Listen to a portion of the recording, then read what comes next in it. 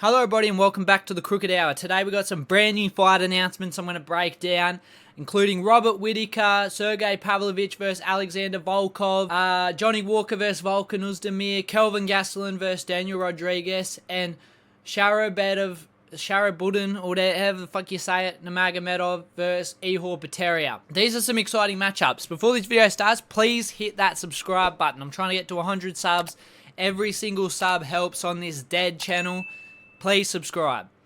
Breaking down these fights straight away, starting up with the main event, 5-rounder in UFC Saudi Arabia, June the 22nd. I think it's coming up in 80 days or so.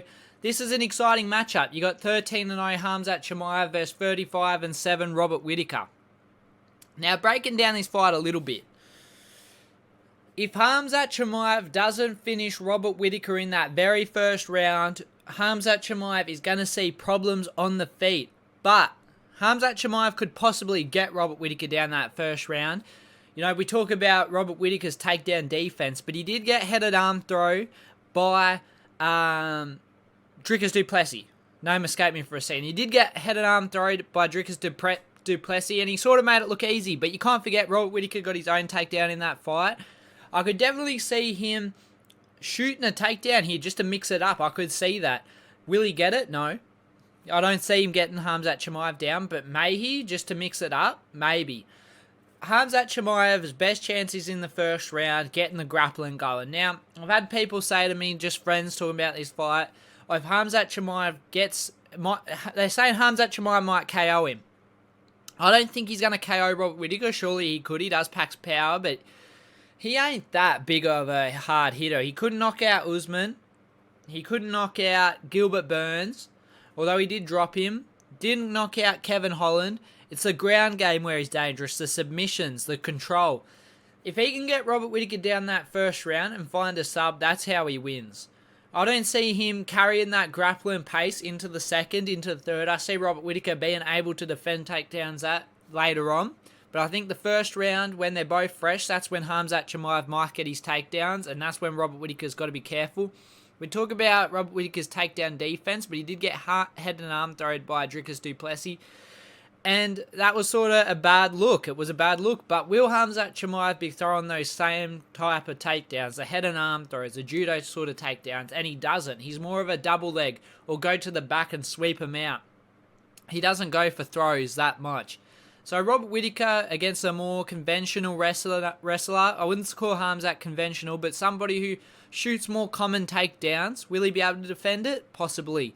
But could one takedown change this fight or possibly put Robert Whittaker in a bad position? Abso-fucking-lutely it could. Khamzat Chimaev gets Robert Whittaker down, is dangerous for Robert Whittaker. Now, Robert Whittaker ain't bad on the ground, but we did see him again against Dricus. He got taken down and then he was getting hit by elbows and couldn't get back up. If Khamzat Chimaev gets Robert Whittaker down, I don't know if he's going to be able to get back up. I don't want to say he can't. I don't want to say he can. It's more of a thing like we don't know if he'll be able to get back up. One thing I want to say about this fight is we could see two separate fights here. We could see Khamzat Chimaev take him down the first round, maybe even the second, and get a finish, a sub. And we just go, oh, well, fuck. Robert Whittaker's washed. That's what people be saying. Robert Whittaker's washed. But that is a big possibility. Or we could see it clear. Maybe Robert Whittaker gets taken down the first, drops the first, starts to take over and gets a TKO in the 4th or 5th round. And everybody's like, oh, Robert Whittaker cleared that. You know, we could have two separate major outcomes here depending on how the fight goes. It's an interesting one. I'm excited. I was thinking they could have done Robert Whittaker. I was thinking Robert Whittaker versus Sean Strickland was going to be the matchup. But they did it against Khamzat Chimaev. And this is a big jump up for Khamzat Chimaev, but there was incentive for Whittaker to take it because it's a #1 contender fight. Whoever wins this fight fights for the belt. That's the odds. And Robert Whittaker wants to get to that belt. Khamzat Chimaev wants to get to that belt.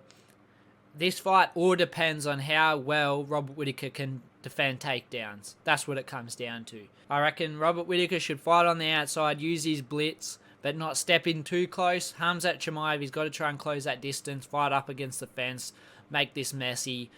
I don't like him striking with Whittaker too long. Khamzat Chimaev can strike, don't get me wrong, but I don't want him to do it for too long because otherwise Robert Whittaker's going to start piecing him up. Well, I do want him to do that because I do want Robert Whittaker to win, but you know what I mean. Next fight. Sergei Pavlovich versus Alexander Volkov.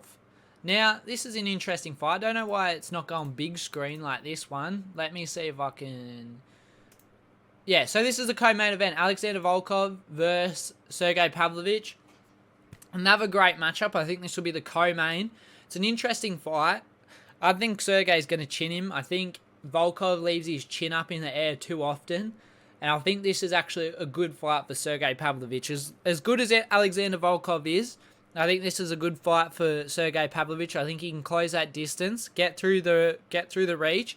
And I think he can chin Alexander Volkov. Now, I don't know the reach difference. I should have had a look because Sergei Pavlovich has a long reach, I'm pretty sure. I'm pretty sure he has a really long reach. So he mightn't have to close that much range. But Alexander Volkov is going to be much taller. It's going to be hard to hit over the top, land shots on his head. But Alexander Volkov does leave his head open. And I could see Sergei Pavlovich just chinning him in the first round. But Volkov, as this fight gets longer, it favours him more. But I think he's going to get chinned in the first round. I do. That's that breakdown. I like Sergei in that fight. I think he can get the job done. Next fight. We're just going to go in this order. Johnny Walker versus Volkan Oezdemir. I like this fight for Volkan Oezdemir. But Johnny Walker definitely has a chance. He definitely has a chance. You know, he's just fucking crazy, and it ends up getting him in bad positions. I thought he was going to win that fight against, what's his name? Magomedov or whatever. What's his name? The guy looks a little bit like a bird. Like, I reckon he looks a bit like a bird. It might actually say it here. No, because he lost to him. Never mind. But he lost last time to Ankalaev.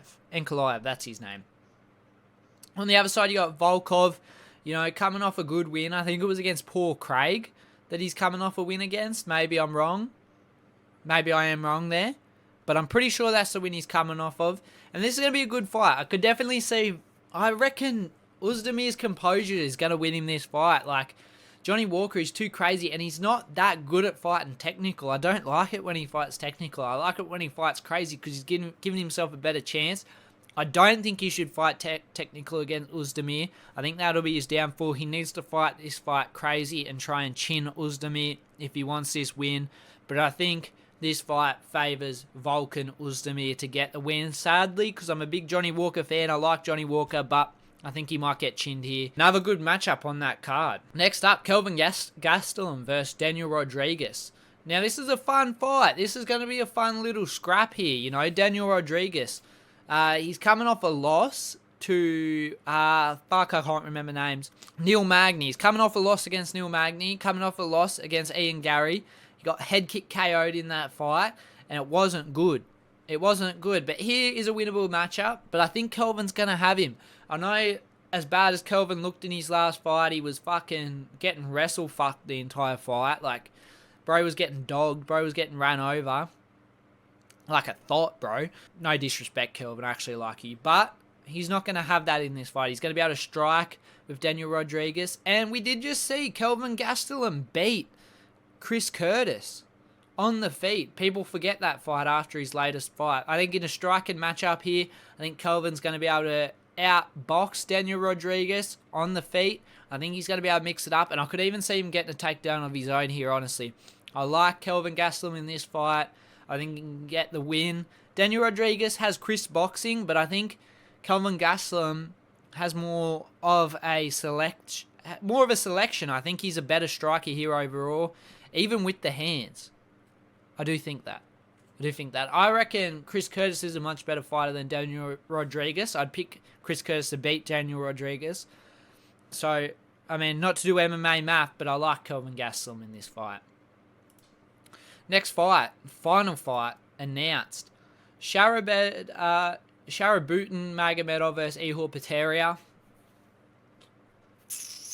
I don't know about this one. Because Ihor Potieria, although he has had a fair few losses in the UFC, and as it says here, notable wins, Shogun, Robert Brisky, I mean, they're not crazy wins. But he does make fights close.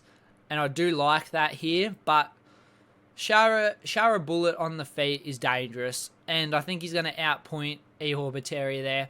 As it gets close to the fight and I do more research, I might even pick Ihor Potieria because I don't like Shara Bullet. I don't know why. It's just like because he fucking beats people up in public and shit like that. Like he's a fucking dog.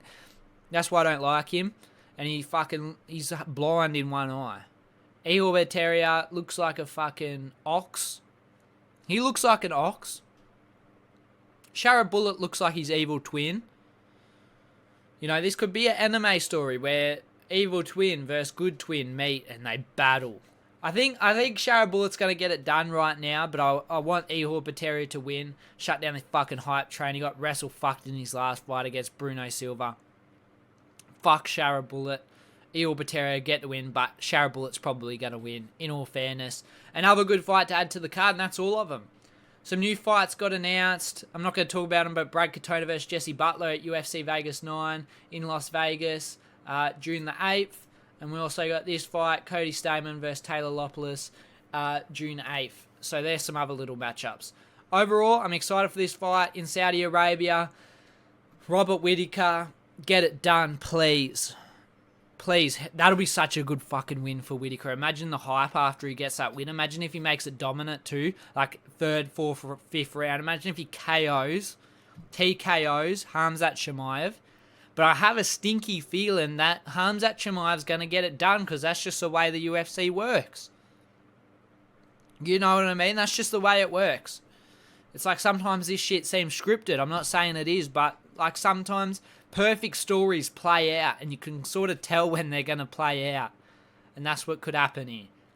Robert Whittaker, train that grappling defense. I need you to get this win, brother. Anyway, guys, as always, take care.